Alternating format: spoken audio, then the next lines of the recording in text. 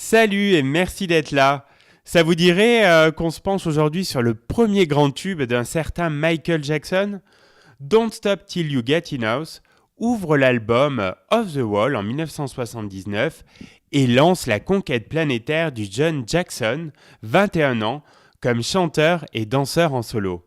Malgré une poignée d'albums solo chez Motown, c'est Off the Wall qui a marqué les vrais débuts artistiques de la star qui allait régner sur le monde de la pop pendant la décennie suivante. Michael Jackson venait de signer chez Epic et l'on pouvait se demander si cet ancien enfant vedette pourrait faire aussi bien adulte. Don't Stop Till You Get Enough, un titre que l'on pourrait traduire par continue tant que tu n'es pas rassasié, un principe que Michael a appliqué toute sa vie. Ce morceau est le premier enregistrement sur lequel il a pu exercer son contrôle artistique et le démarrage a été foudroyant. Le début de la chanson résume aussi la personnalité du garçon. On a beau n'être jamais rassasié de gloire, ça n'empêche pas de faire son timide. Sur une basse au synthétiseur agressive, très loin des accords lisses de son ancien matériel, Jackson s'adresse directement à l'auditeur de sa jeune voix de ténor timide. On croirait entendre un gosse évoquer la guerre des étoiles.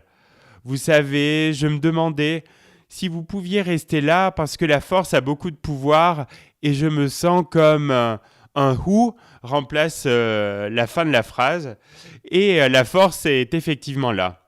Don't Stop éclate dans une symphonie de cordes et de cuivre qui danse autour de la voix de Fossé espiègle de Jackson.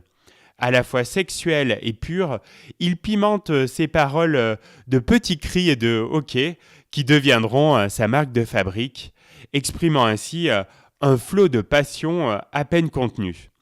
Ce n'est ni de la musique noire, ni de la musique blanche, ni même du disco ou du rock, mais un mélange exceptionnel de toutes ces choses à la fois. En plus d'aborder le thème de l'amour et de la force, Don't Stop Till You Get Enough surprend les personnes habituées au Michael Jackson des premières années. Les images qu'il utilise sont assez suggestives.